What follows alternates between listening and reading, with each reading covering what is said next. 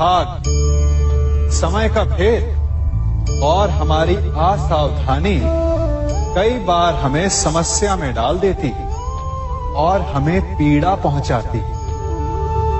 फिर हम कभी अपने मित्रों से, कभी अपने आप से, कभी ईश्वर से केवल एक ही प्रश्न पूछते हैं कि क्यों, मेरे साथ ही ऐसा क्यों हुआ?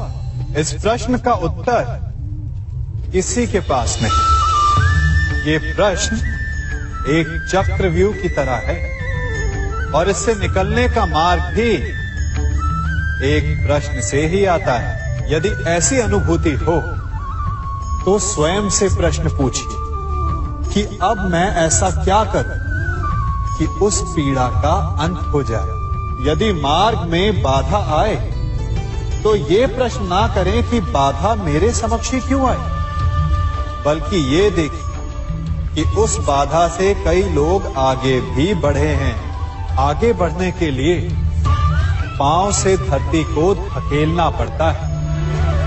जो बीत गया उसकी पीड़ा का मरहम बीते हुए कल में नहीं, आने वाले भविष्य में मिलेगा। वर्तमान को अतीत के अन्याय का शोक मनाने में व्यर्थ ना करें। वर्तमान का उपयोग ये सोचने में करें कि ऐसा क्या किया जाए कि भविष्य में किसी दूसरे को वो पीड़ा ना सहनी पड़े। कभी किसी पक्षी को घोंसले की नींव बनाते देखा है? अथक परिश्रम करके तिनका तिनका बिटोर कर वो पक्षी अपना घोंसला बनाता है, अपनी संतान के लिए एक सुरक्षित घर बनाता है। और फिर कहीं से तीव्र आंधी आती है, भारी वर्षा होती है और उसका घोंसला तिनका तिनका करके बिखर जाता है। फिर वो पक्षी क्या करता है? वो रोता नहीं, ना ही विलाप करता है। वो बिना विलंब करे फिर से अपना घोंसला बनाना प्रारंभ कर देता है और सफलता पाता है। फिर हम क्यों छोटी छोटी असफलता से भयभीत होकर परिश्रम करना छोड़ देते हैं?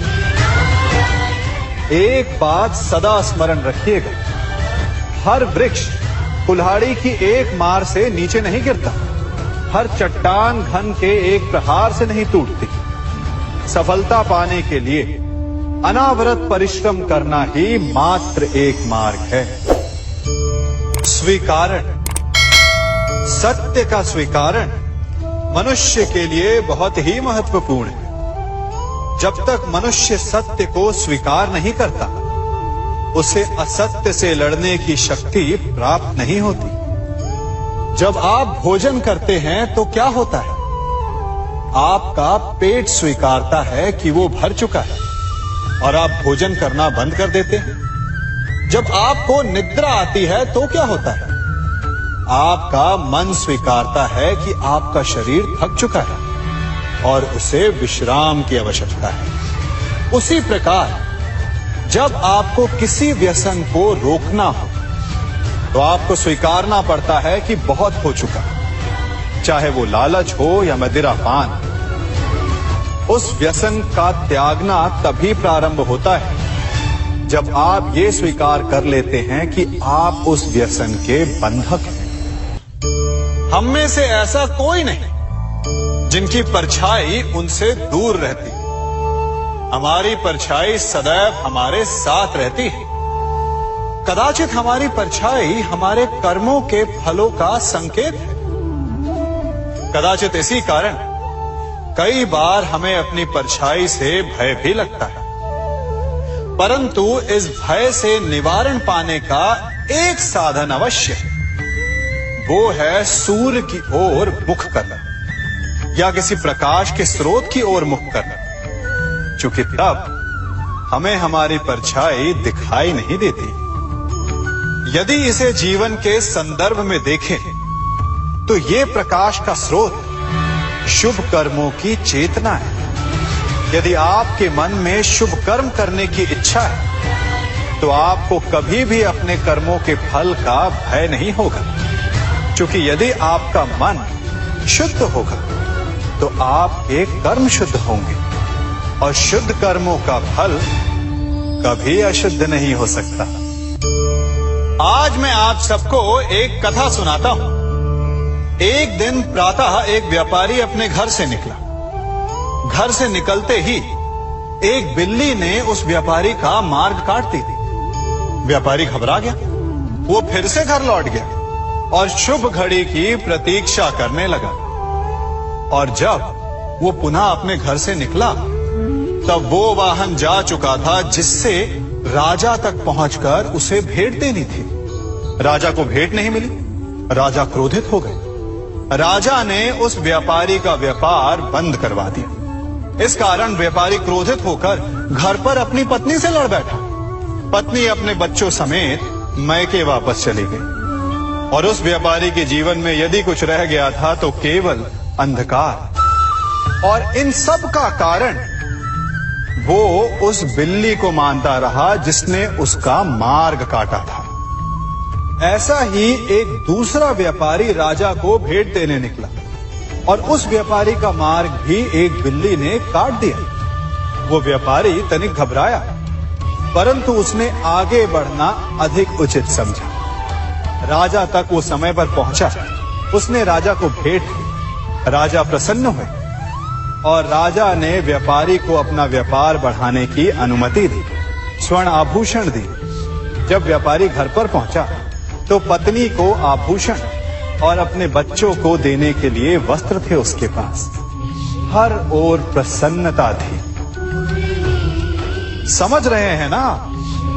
दोनों के साथ एक ही प्रकार की घटना हुई, परंतु दोनों की प्रतिक्रिया भिन्न थी। ऐसा ही हमारा जीवन भी है। हमारे जीवन में प्रारब्ध का अपना स्थान है, परंतु उससे कई अधिक महत्वपूर्ण हमारी प्रतिक्रिया, हमारे सोच का प्रभाव है। क्योंकि यही हमारे जीवन को आकार देते हैं। इसलिए अपनी सोच को सकारात्मक रखिए। आपका जीवन सदैव आनंदमय रहेगा। आप इन दो पात्रों को देख रहे हैं। मेरे इस पात्र में जल है और ये पात्र मिष्ठान से भरा हुआ है। दोनों ही पात्र भरे हैं, परंतु देखिए,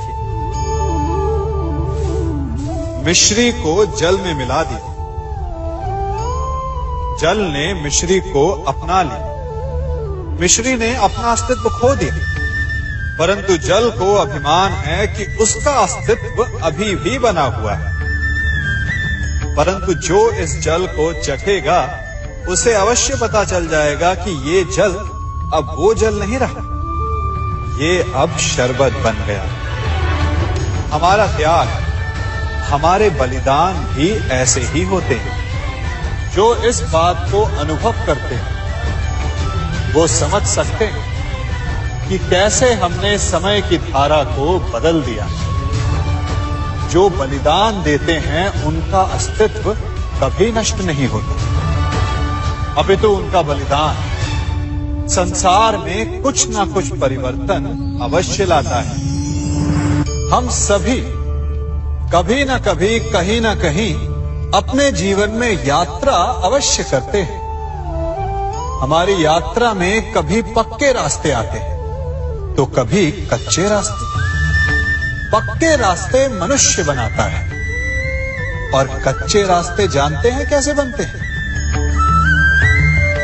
चलते चलते बन जाते हैं। जब लोग एक स्थान से जाते हैं तो पैरों के दबाव से नीचे की घास कुचल जाती है। बार बार उस मार्ग से जाने से धीरे धीरे मार्ग स्वतः ही बन जाता है। और यही जीवन है, यही नियति है। जब आपके जीवन में आपको मार्ग ना मिले तो रुकिए नहीं, आगे बढ़ते रहिए और आपके पैरों के दबाव से मार्ग स्वतः ही बन जाएगा। हम सभी अपने जीवन में सफलता चाहते हैं, है ना? उसके लिए हम रात दिन परिश्रम करते हैं, कड़ी मेहनत करते हैं, परंतु फिर भी असफल हो जाते हैं। परंतु ऐसा क्यों होता है? कभी सोचा आप सबने? क्योंकि सफलता पाने का मंत्र बड़ा कठिन नहीं, बड़ा सरल है। उचित विचार, उचित समय, उचित स्थान पर उचित प्रहार। जब आपके विचार, समय, स्थान और प्रहार यानी परिश्रम उचित है, तो सफलता आप ही को मिलेगी। जिस प्रकार एक लोहकार लोहे से कुछ बनाते समय उस लोहे के सही ताप तक के आने की प्रतीक्षा करता है और समय आने पर उचित स्थान पर पर्याप्त बल से प्रहार करता है और लोहा आकार ले लेता है, ठीक उसी प्रकार आपकी सफलता भी आकार लेती है।